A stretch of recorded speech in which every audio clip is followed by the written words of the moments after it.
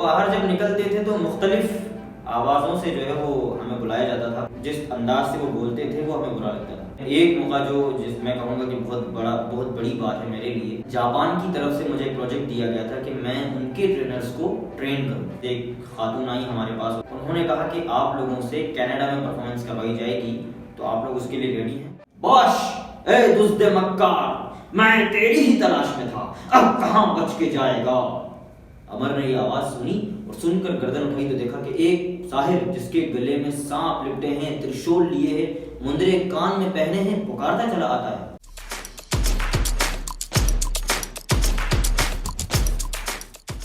میرا نام قدیر احمد ہے اور میں ماڑی پور کا رہائشی ہوں, اور میں ایک داستان گو ہوں. داستان گوئی کے بارے میں اگر میں کہوں تو یہ کہانی سنانے کا ایک فن ہے.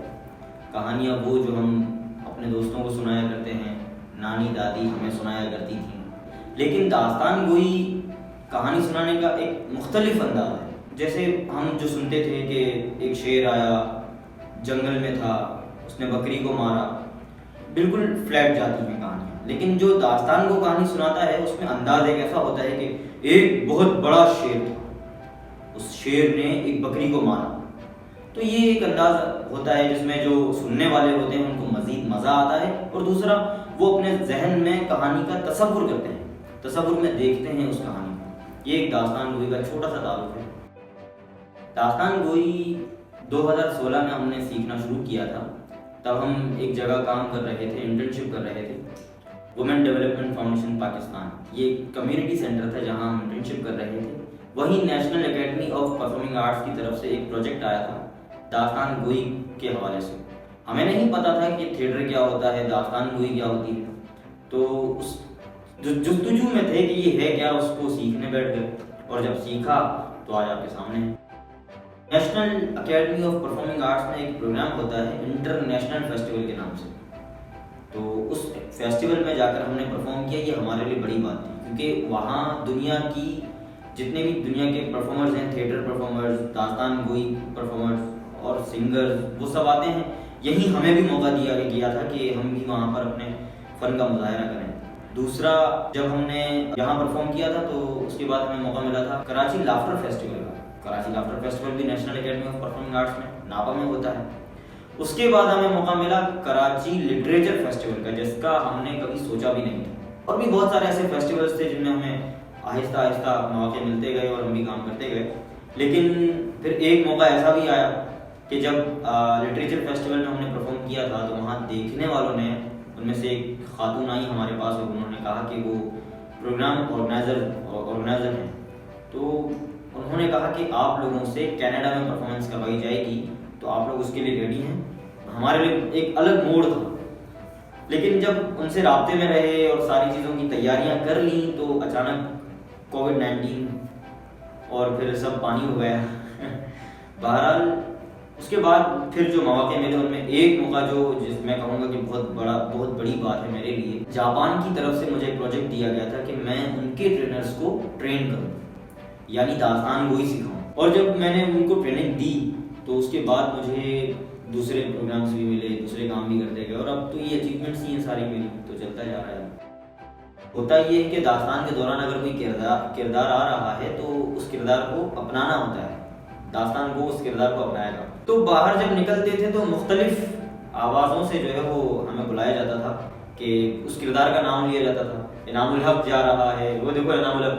یہ ہمیں برا لگتا تھا کہ ان کا جو بولنے کا رویہ ہوتا تھا, جو جس انداز سے وہ بولتے تھے وہ ہمیں برا لگتا تھا. اور ایک لفظ جسے میں بولنا مناسب نہیں سمجھتا, اس ایک لفظ سے بلایا جاتا تھا ہمیں, سمجھ لیں کہ وہ گالی تھی.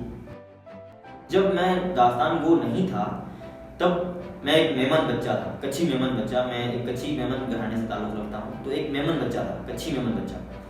تو جب بات کرتا تھا تو ایسا لگتا تھا کہ جیسے اب میں شاید اس طرح بول نہ پاؤں, لیکن میں کوشش کرتا ہوں کہ ارے وہ تو پانی ایسے پی رہا ہے کہ جیسے بالکل پیاسا ہو, کوئی صحرا سے آیا ہو, تو ان کو تو تمیز ہی نہیں ہے نا. میں اس طریقے سے بات کرتا تھا. لیکن داستان گوئی کے سیکھنے کے بعد جب اردو بولنا شروع کی, اردو تو پہلے بھی بولتے تھے, لیکن جب اردو کو سیکھا تو میرے بولنے کے انداز میں فرق آیا, میرے چلنے کے انداز میں فرق آیا, بات کرنے کا انداز میں فرق آیا. میں نے کبھی بھی کسی اپنی زندگی میں اس سے پہلے ان نون پرسن سے بات نہیں کی تھی. جن شخص کو میں نہیں جانتا ان کے سامنے میں بات نہیں کر سکتا, کانفیڈنس نہیں تھا. یہ ساری چیزیں جب میری ڈیولپ ہوئی ہیں تو میں سمجھتا ہوں کہ کریئر, یہ سارا کریئر بننے کے لیے مدد دیتا ہے. اور اگر ارننگ کی بات کریں تو ارن تو ہم اب بھی کر رہے ہیں, پیسے تو ہم اس میں بھی کما سکتے ہیں, اور کسی بھی کام میں اگر ہم محنت کریں گے تو پیسے تو ہر کام میں کما سکتے ہیں. یہ ایک اعلیٰ ظرف ہونے کی نشانی ہے کہ کسی اور کو اپنے پلیٹ فارم سے مشہور کرنا یا ان کے کام کو آگے لے کر آنا لوگوں کے سامنے, یہ ایک بڑی بات ہوتی ہے. تو میں تو یہ دعا کرتا ہوں کہ اللہ انہیں بھی کامیاب کرے ان کے کام میں, اور اسی طرح کرتے رہیں. میری آپ لوگوں سے درخواست ہے کہ جس کام کو لے کر آپ لوگ نکلے ہیں, جس مقصد کو لے کر آپ لوگ نکلے ہیں, یہ کرتے رہیں. اللہ آپ کو کامیاب کرے. چھوٹا سا ٹکڑا پیش کروں گا, مکمل نہیں کر پاؤں گا کیونکہ یہ بہت لمبی داستان ہے, عمر و عیار کی داستان ہے. داستان امیر حمزہ سے یہ ٹکڑا لیا گیا ہے.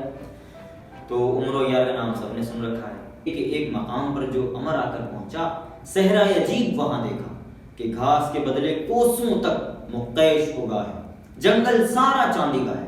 امر نے اپنے دل سے کہا کہ ہائے کیا کروں, کچھ بس نہیں, کیوں کر اسے اٹھاؤں. اسی فکر میں تصور کیا کہ چلو جہاں تک ہو سکے گھاس یہاں کی کاٹ لوں, اور بس ہنسیا زنبیل سے نکالا اور گھاس کاٹے جاتا تھا. کچھ تھوڑی ہی گھاس کاٹی تھی کہ یکایک صدا آئی, باش اے دزد مکار, میں تیری ہی تلاش میں تھا, اب کہاں بچ کے جائے گا.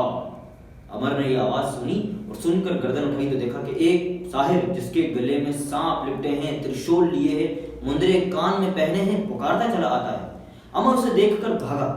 اس نے سحر پڑھ کر دستک جو دی, پاؤں امر کے زمین میں چمٹ گئے, آگے نہ جا سکا.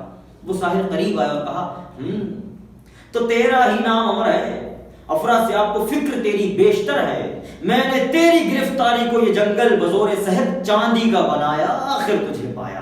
اب شہنشاہ کے پاس سر تیرا کاٹ کر لے جاؤں گا, خوب انعام پاؤں گا. امر نے کہا نہیں نہیں نہیں, میں تو گسیارا ہوں, مصیبت کا مارا ہوں. اس نے کہا تو مجھ سے مکاری کرتا ہے, افراسیاب پہلے ہی خبر تیری دے چکا ہے. یہ باتیں ہوتی تھیں کہ اور عیار جو الگ ہیں ان میں مہتر قران نے ایک بلندی پر سے یہ سب ماجرا دیکھا اور ایک عیاری سوچ کر وہاں سے روانہ ہوا. اب وہ روانہ ہوا, اس کے بعد کیا کیا کیا یہ تو بہت لمبی کہانی ہے.